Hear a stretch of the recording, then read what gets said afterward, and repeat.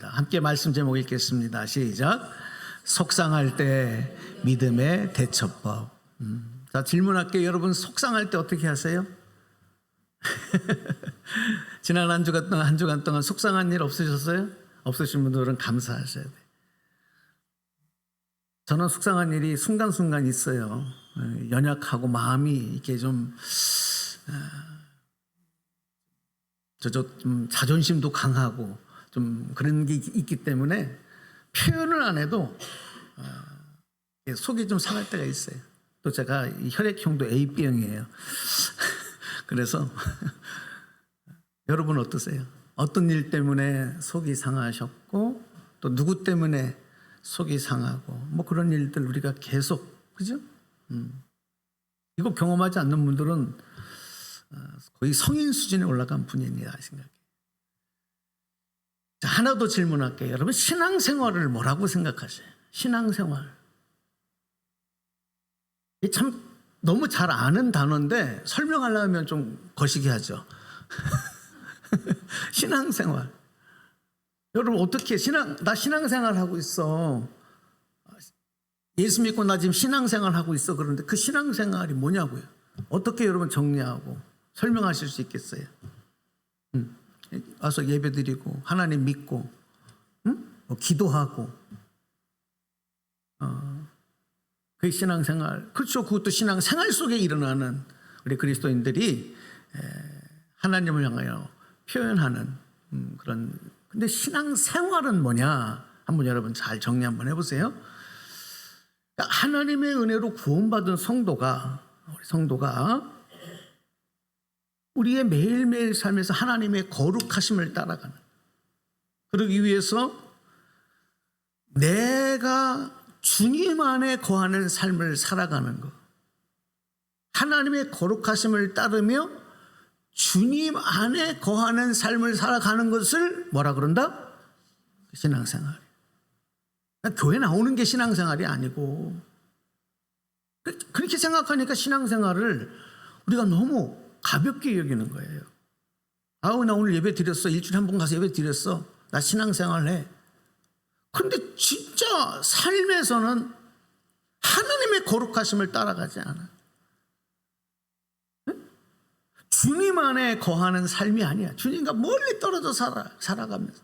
근데 주일날 한 번 교회 오니까 나 신앙생활해. 개념 정리가 잘못된 거예요. 그래서 이제 신앙생활이 뭐냐 하는 거를 좀 우리가 먼저 정리할 필요가 있다. 그런데 신앙생활이 뭐냐 하는 것만 안다고 해서 되는 게 아니고 또 실질적으로 우리의 삶의 현장, 우리가 살아가는 삶의 현실은 어때요? 자, 신앙생활이 뭔지 아셨죠 이제? 그런데 우리의 삶의 현장은 어때요? 우리가 신앙생활 할 수 있도록 우리를 돕고 우리를 지원하고 그런 일이 더 많아요? 아니면 신앙생활을 방해하는 요소들이 더 많아요? 우리 삶의 현장인 세상에 하나님 안에 거하고 하나님의 거룩하심을 따르고 주님 말씀에 순종해서 살아가는 거룩한, 내 영이 거룩한 하나님의 자녀로 살아가는 일을 방해하는 요소들이 너무 많다는 거예요, 이 세상에. 그래서 신앙생활이 쉽다 어렵다? 네? 신앙생활이 뭔지를 모르면 쉽게 해요. 그냥 적당하게 쉽게 할 수 있는데, 신앙생활이 뭔가 하는 걸 알면 신앙생활이 어려워요 쉬워요? 어려운 거예요. 결단하고 내가 힘쓰지 않으면 신앙생활에 성공할 수 없어요. 여러분 하나님을 너무 이렇게 대강 만만하게 생각하시지 않았으면 좋겠어요. 하나님의 자녀로 살아간다는 것에 대해서 너무 가볍게 생각하지 않았으면 좋겠어요. 좀 여러분의 삶의 무게중심을 좀 이 신앙생활에 좀 많이 두셨으면 좋을 것 같아요. 언젠가부터요, 이 신앙생활의 무게가 너무 가벼워지고 세상에서 나를 위해서 살아가는 일의 무게가 훨씬 더 무거워졌어요. 근데 그거를 아무렇지도 않게 생각해. 응? 우리 믿음의 선조인 분들은 이 신앙생활, 하나님의 거룩하심을 따르며 예배하며 주님 안에 거하는 삶을 생명을 걸고 했어요. 그러니까 세상의 그 무엇과 바꾸지 않았단 말이에요.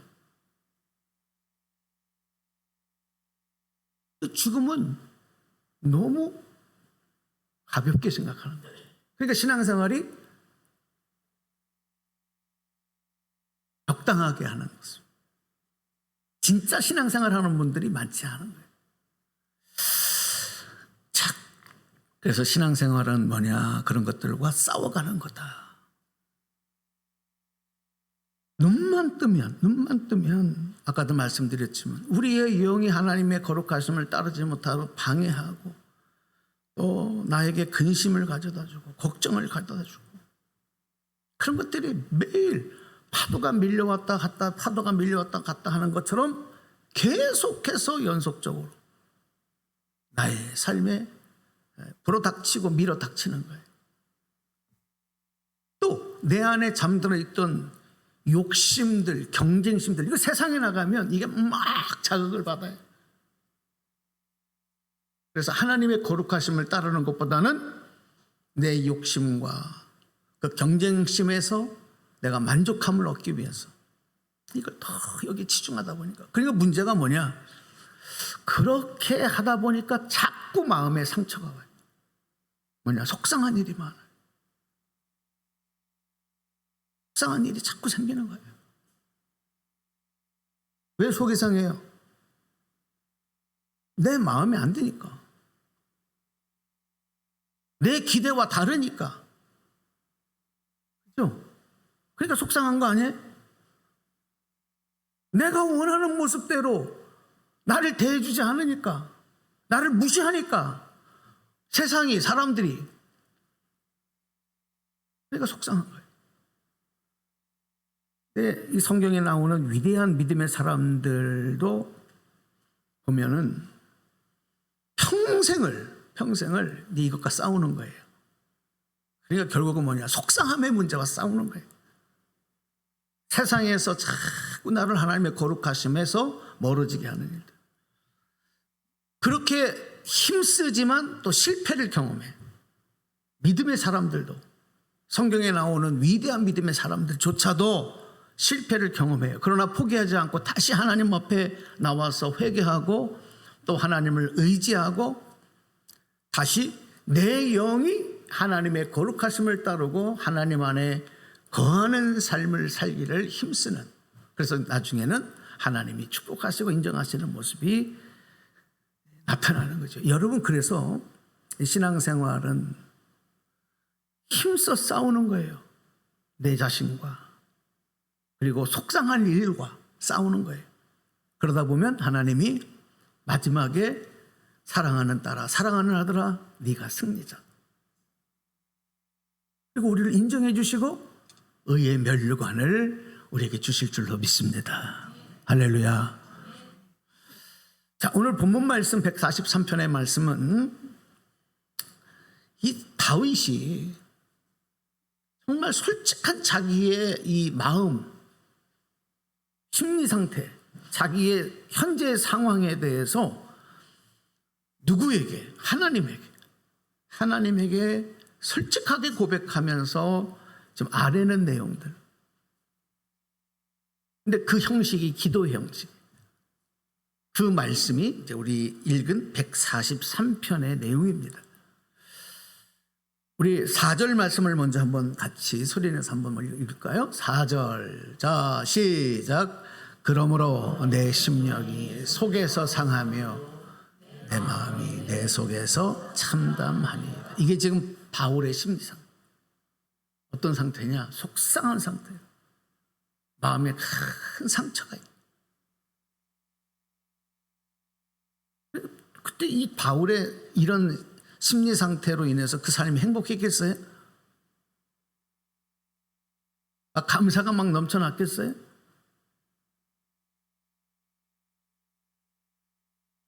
왜 이런 고백을 하냐면 이제 성경학자들이 다윗이 143편의 시를 지을 때의 상황을, 그 배경을 이렇게 얘기를 해요.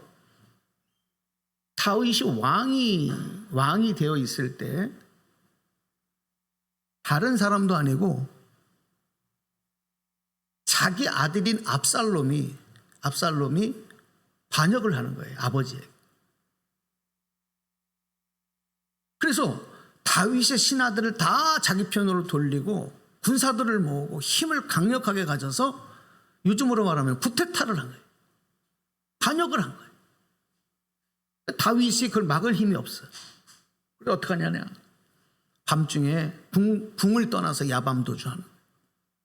그리고 압살롬과 그 군대는 아버지를, 다윗을 죽이기 위해서 추격을 하는 거예요. 이런 일이 벌어져요. 여러분, 남이 아니에요. 내 자식이에요. 내 아들이 내 목에 칼을 겨누면서 지금 내 삶을 위기로 몰아놓고 있어요. 나를 실망시키고 있어요. 어때요? 다윗의 마음이 어땠을까? 아까 우리 4절 말씀 여러분 이해가 가시잖아요. 내 심령이 속에서 상하고 내 마음이 내 속에서 참담하니이다.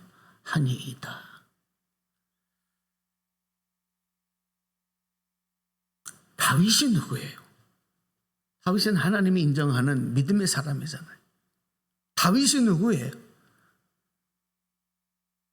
다윗은 내 마음에 합한 자다. 이게 하나님이 인정하는 사람이잖아요. 그런 다윗도 이렇게 하나님 너무 속이 상합니다.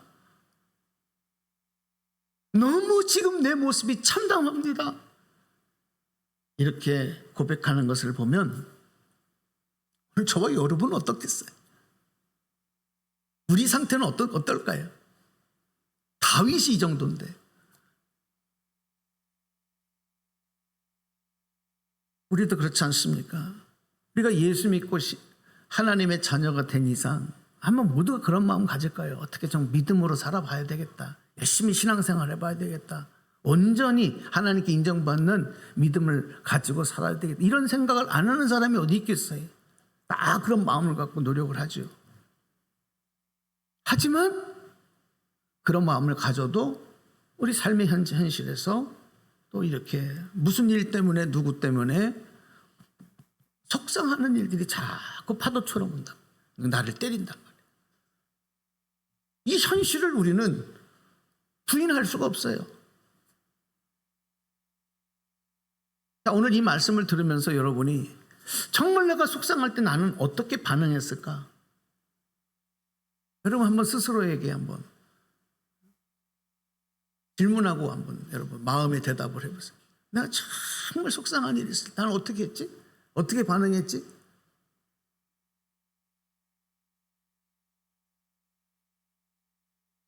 근데 이게 또 한 가지 보면은요, 어떤 분들은 이 마음이 좀 강한 분들이 있어요.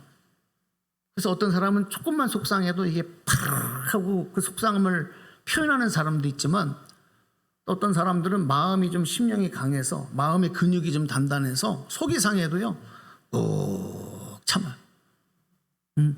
잘 표현을 안 해요. 속으로만 상하는 거예요.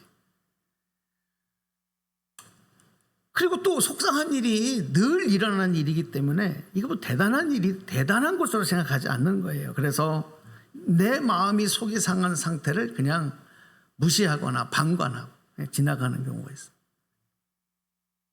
그런 분들은 훨씬 조금 더 뭐라 그럴까 성숙한 사람으로 보일 수도 있어요.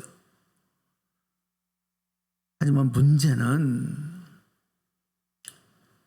속상한 상태가 계속 파도처럼 나를 치는데 이것을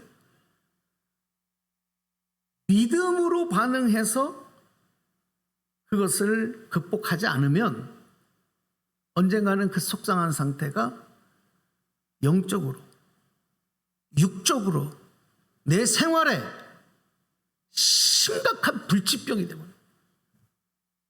이거를 여러분 잊어서는 안 돼요. 속상한 상태를 그냥 참고 지나간다고 끝나는 게 아니다. 해결된 게 아니다.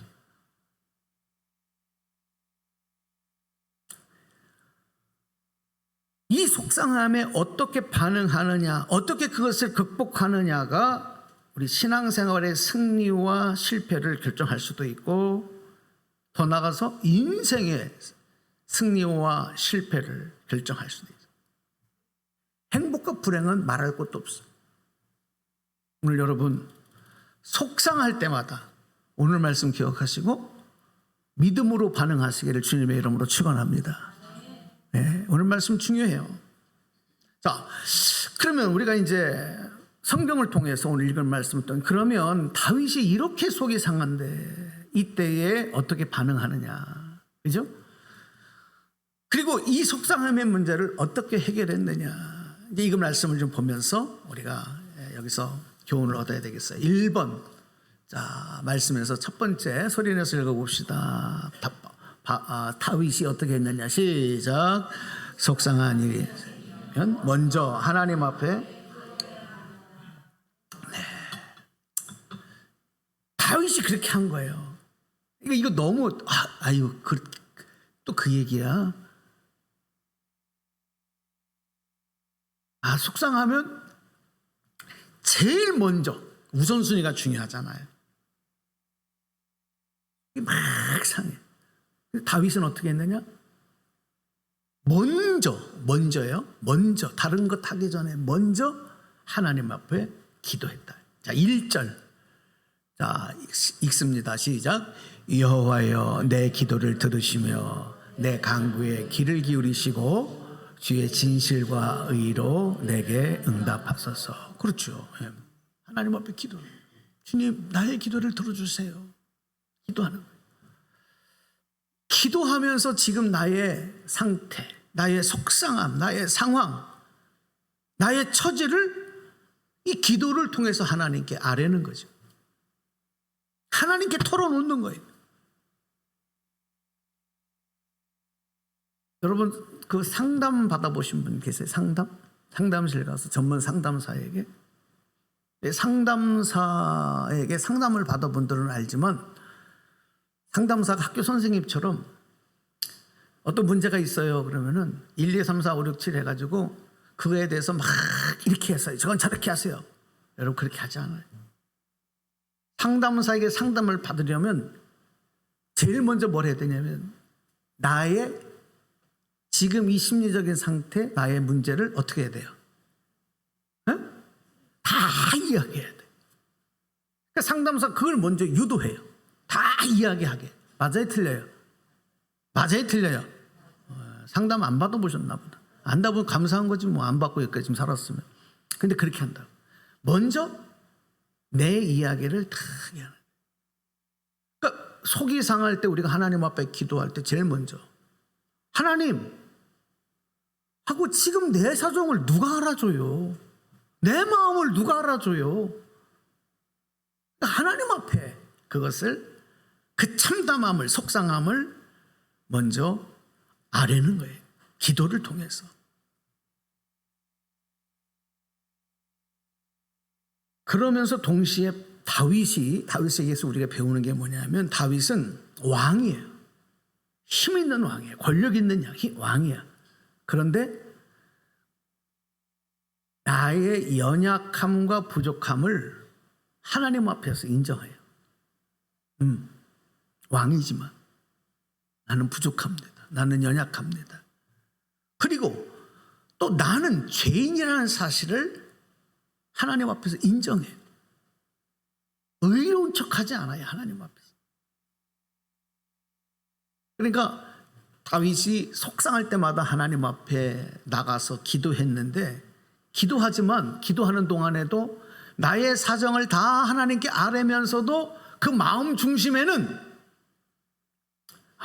이 속상함의 원인이 내 자신에게도 있다 라고 하는 것을 알아야 몰라요? 아는 거예요. 알고 기도하는 거예요. 이게 굉장히 큰 차이가 있습니다. 어떤 속상한 문제가 있으면 하나님 앞에 기도하는데도 그 원인은 나한테 없어. 이 속상함의 원인이었고 그 나를 속상하게 만든 그 일, 그 사람이 문제다. 그 지금 상황이 문제다라고만 생각하지 내가 나의 죄인됨, 나의 연약함, 나의 부족함에 대해서는 순간 잊어버리는 거예요. 누구 앞에서? 하나님 앞에서. 근데 다윗은 그걸 인정하며 기도했다는 거예요. 그래서 속상하고 억울하지만, 그래서 하나님 앞에 기도하지만 이 다윗의 인생을 쫙 보니까 그 속상함의 문제가 다윗에게 걸림돌이 되지 않고 그를 넘어가고 극복할 수 있도록 하나님 은혜를 주시는 거예요. 여러분 이제 잘 기억하세요. 기도할 때 어떻게 기도해야 되는지. 어떤 사람들은 자기 부족함을 인정하지 않아요. 나의 죄인됨을 인정하지 않고 그 상대방에게 모든 걸 다 전가시켜버려요. 그러니까 결국은 어떻게 되느냐면 본질이 흐트러져 버려요.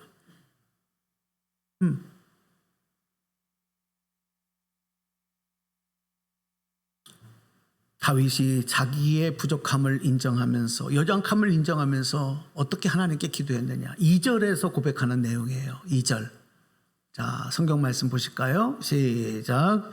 주의 종에게 심판을 행하지 마소서. 주의 눈앞에는 의로운 인생이 하나도 없나이다.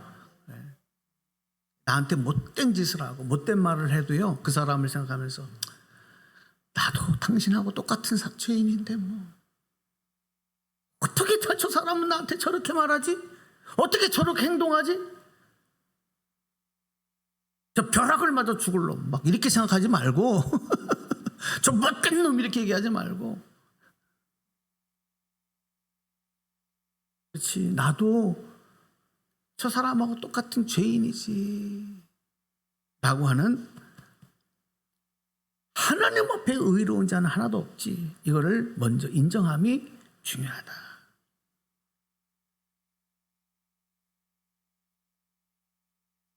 그러니까 죄인이기 때문에, 우리의 연약함을 가지고 있기 때문에 이런 속상함의 문제가 내 안에 있을 때도 너무 기분 나빠하지 말고, 너무 그것을 큰 상처로 여기지 않고, 그럴 수 있지, 내가 연약하니까, 내가 부족하니까. 그런데 그게 내 힘으로 안 돼. 그 속상함의 문제가 내 힘으로 극복이 안 된단 말이에요. 그걸 알아도, 안다고 되나요? 안 돼. 그러니까 하나님의 사랑과 하나님의 긍휼하심을 믿고 기도를 통해 호소하는 거예요. 하나님 지금 나 이래요. 힘들어요. 내 마음이 아파요. 속상해요. 하나님 내 모습이 너무 참담해요. 하나님 하고 하나님 앞에 아래는 기도를 하는 거예요. 여러분 속상할 때 그렇게 하시기 바랍니다. 네, 그렇게 하시기 바랍니다. 그러니까 이거를 하나님 앞에 거짓되면 안 돼요. 그대로. 그 기도가 참 좋은 게 뭐냐면, 기도는 사람한테 얘기할 때는 조금 이렇게 탁 벽을 치고 이렇게 막 돌려서 얘기하잖아요. 나를 조금 부끄러운 걸 얘기 안 하려고 그러죠. 이렇게 돌려서 얘기도 하고, 뭐 괜히 딴 사람 얘기하는 척하면서 얘기도 하고 막 그러잖아요. 근데 하나님 앞에는 솔직하게, 왜냐하면 우리의 마음의 중심과 불꽃 같은 눈으로 다 보시는 분이니까 솔직하게 나의 부끄러움까지 다 털어놓을 수 있거든. 우리 3절 4절 볼까요? 3절 4절. 다윗이 그렇게 기도하는 거예요. 시작. 원수가 내 영혼을 핍박하며 내 생명을 땅에 엎어서 나로 죽은 지 오랜 자 같이 나를 암흑 속에 두었나이다. 그러므로 내 심령이 속에서 상하며 내 마음이 내 속에서 참담하니이다. 지금 다윗의 상태는요, 도저히 내 힘으로는 이길 수 없고 극복할 수 없고 넘어갈 수 없는 참담한 상태. 그러니까 뭐라고 그의 고백을, 내가 죽은 자 같다, 엎어져서 죽은 자 같이 됐습니다. 그러니까 내 힘으로는 이제 못 일어납니다. 나한테는 소망이 없어졌습니다. 지금 그런 얘기예요. 이게 그대로 하나님 앞에 고하는 거예요. 마음이 멍들고 심령이 멍들고 상처나서 너무 아파요. 하나님, 이제 나는 일어설 수 없어요. 죽은 자 같이 됐어요. 얼마나 다윗이 힘들고 괴로웠겠습니까? 그의 심리적으로, 그의 영혼에, 그의 육체적으로 그 삶의 형편과 상황이 뭐라고 누구에게 하소연도 못하는 거예요. 자기를 보호하고 있는 신하들에게조차도 말하지 못하는 거예요. 왜? 아들이 그러니까. 가끔 이렇게 목회하다 보면 자녀들로 인해서 힘들어하는 부모들이 있어요. 그래도 다른 사람 앞에 밖에 나가서는 그 자녀를 욕하지 않아요. 부모는 자녀를 이렇게 감싸려고 해요. 자녀를 보호하려고 해요. 그리고 만약에 누가 내 자녀에 대해서 나를 힘들게 한다고 해서 그놈이 그 인간이야, 그놈의 새끼, 그게 자식이야, 그게 천벌을 받지, 그러다가 이렇게 얘기하면 기분 좋아요, 안 좋아요? 내가 기분이 안 좋아. 네가 뭔데, 당신이 뭔데 내 자식을 욕을 해? 욕을 해도 내가 해야지. 이게 부모예요. 잘못해서 여러분 회초리질해도 내가 부모가 해야지. 다른 사람이 내 자식을 회초리질하면 내가 자식이 뭘 잘못했냐, 얼마나 잘못했냐 이거 생각하지 않고 마음으로 아픈 거예요. 그게 부모예요. 그러니 이 다윗이 누구에게 이 아픈 마음을 하소연할 수 있겠습니까? 그냥 자기가 다 받아야 돼요. 근데 하나님 앞에는 자기의 이 상태를 다, 왜 그래요? 하나님의 사랑과 하나님의 긍휼을 믿었기 때문에. 할렐루야. 믿었기 때문에 하는 거예요. 그러니까 기도는, 한번 따라서 하시죠. 기도는 믿음이 있어야 한다. 믿음이 없으면 기도 못합니다. 진짜 기도를 못하는 거예요. 믿음이 없으면 못하는 거예요. 왜? 하나님의 사랑과 긍휼을 믿지 못하니까 하나님 앞에도 자꾸 빙빙빙빙빙 돌려. 그러니까 솔직히 말하면요, 힘들고 어려운 일 생기면 기도가 더 안 돼요. 믿음이 있어야 팍 터지는 거예요, 이게. 하나님 앞에. 하나님의 사랑 긍휼. 그래서 우리가 잘 부르는 찬양 중에 오늘 집을 나서기 전 기도했나요? 그 찬송이 있어요. 그 가사 중에 이런 게 있어요. 기도는 우리의 안식 빛으로 인도하니. 앞이 캄캄할 때 기도 잊지 마세요. 할렐루야. 여러분, 기도가 답입니다. 속상할 때 여러분 괴로워하지 마시고 하나님 앞에 와서 아뢰시기 바랍니다. 그 다음에 두 번째, 다윗은 속상할 때 어떻게 했느냐.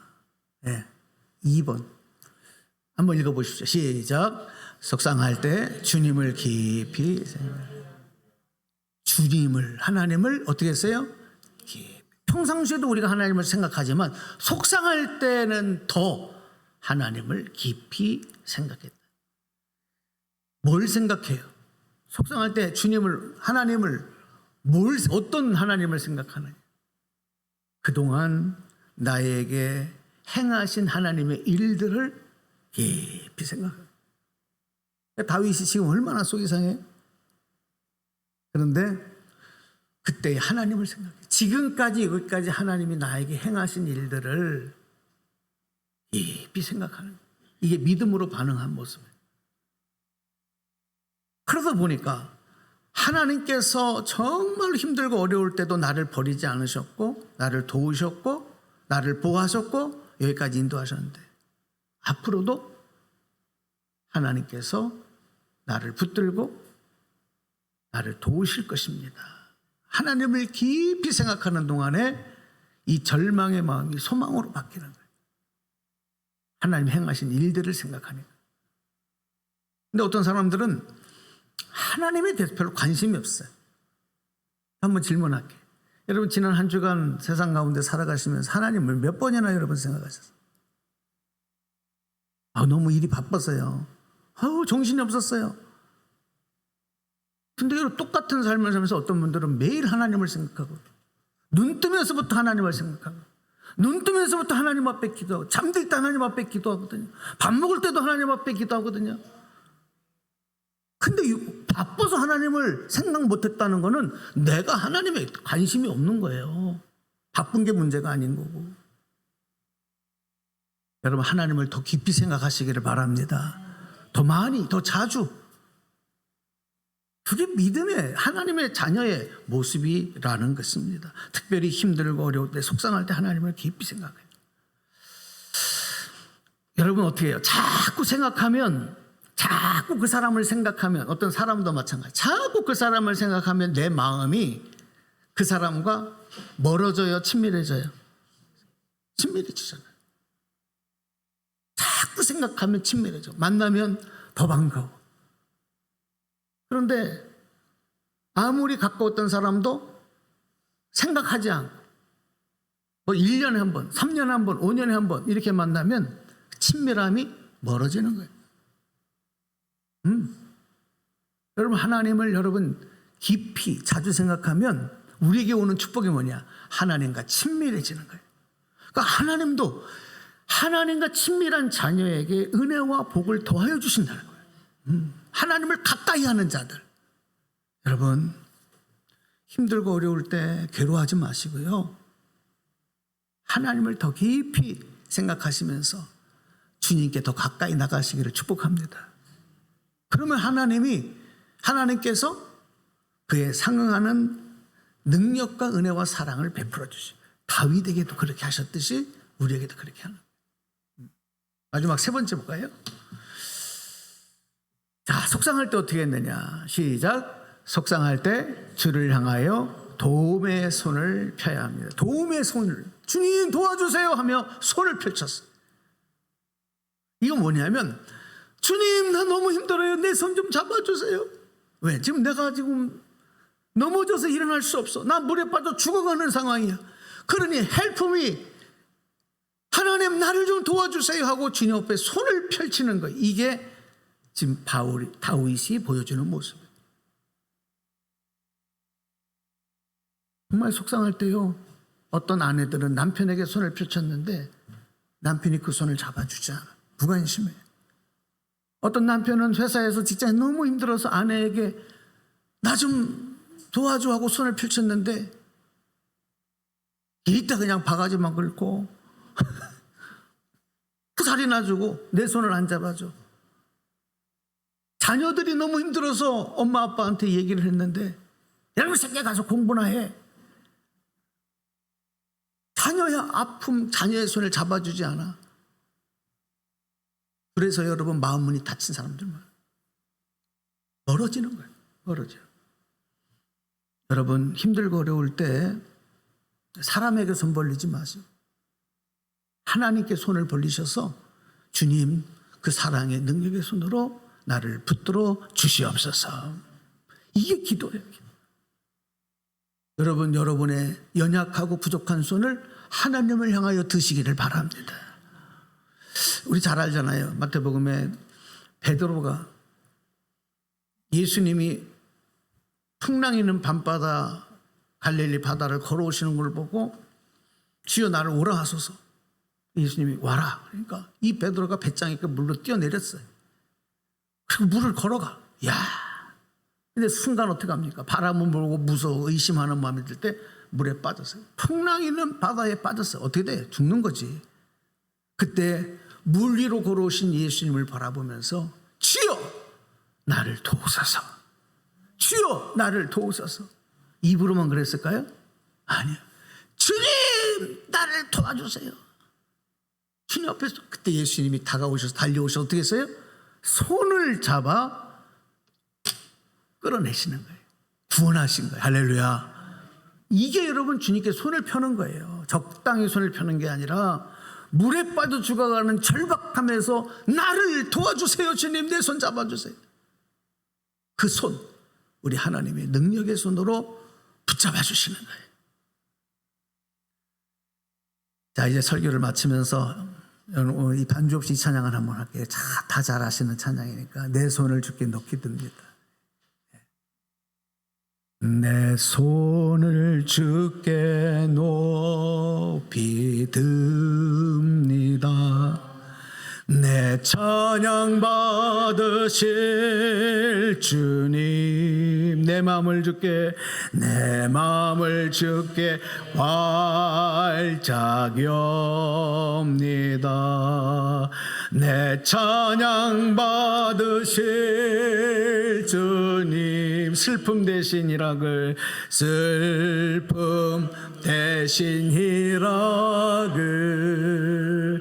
제 대신 화관을, 근심 대신 찬송을,